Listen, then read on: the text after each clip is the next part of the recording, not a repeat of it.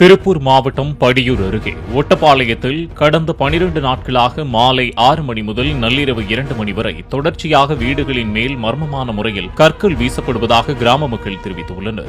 யார் எங்கிருந்து கற்களை வீசுகிறார்கள் என்று தெரியாமல் அச்சம் ஏற்பட்டுள்ளதால் வீடுகளில் தங்குவதற்கு பயந்து கருப்பராயன் கோவிலில் தஞ்சமடைந்து அங்கேயே சமைத்து சாப்பிட்டு வருவதாகவும் கிராம மக்கள் தெரிவித்தனர்.